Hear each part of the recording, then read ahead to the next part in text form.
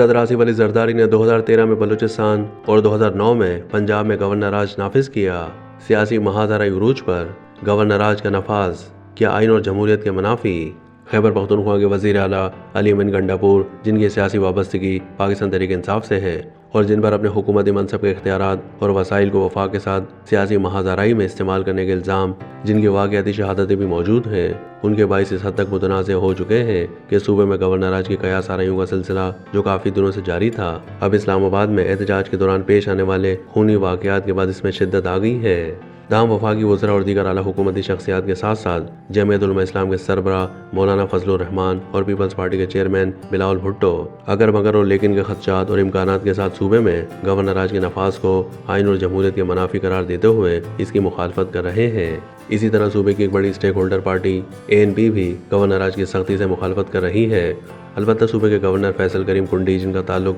Peoples party سے ہے، وہ صوبے میں امن و امان کی صورتحال کا جواز پیش کرتے ہوئے گورنر راج کے نفاذ کی مخالفت نہیں کر رہے، جبکہ دوسری طرف وزیر اعلیٰ علی امین گنڈاپور ببانگ دوحل وفاقی حکومت کو للکار رہے ہیں کہ اگر ہمت ہے تو گورنر راج لگا کر دیکھو، جس کی وجہ ظاہر ہے کہ کسی صوبے میں ایمرجنسی کی صورت میں گورنر راج نافذ کیا جا سکتا ہے، مگر 18ویں آئینی ترمیم کے تحت گورنر راج کے نفاذ کو صوبائی اسمبلی کی منظوری سے مشروط کر دیا گیا ہے، جس کے بعد وفاقی حکومت کے لیے آسان نہیں کہ کسی صوبے میں مخالف جماعت کی حکومت کا اثر ختم کرنے کے لیے گورنر راج نافذ کرے۔ آئین کی شق 232 کے مطابق اگر ملک کی سلامتی جنگ یا کسی اندرونی اور بیرونی خدشے کے پیش نظر خطرے میں ہو اور اس کا سامنا صوبائی حکومت نہ کر سکتی ہو تو صدر مملکت ایمرجنسی نافذ کر کے گورنر راج لگا سکتے ہیں۔ تاہم اس کی شرط یہ ہے کہ متعلقہ اسمبلی اس کی سادہ اکثریت سے قرارداد کے ذریعے منظوری دے۔ اگر متعلقہ اسمبلی سے منظوری نہ ملے تو پھر 10 دن کے اندر اس کی قومی اسمبلی اور سینٹ دونوں سے منظوری حاصل کرنا ضروری ہے۔ گویا اس چیک کے بعد خیبر پختونخوا میں گورنر راج لگانا مشکل ہے،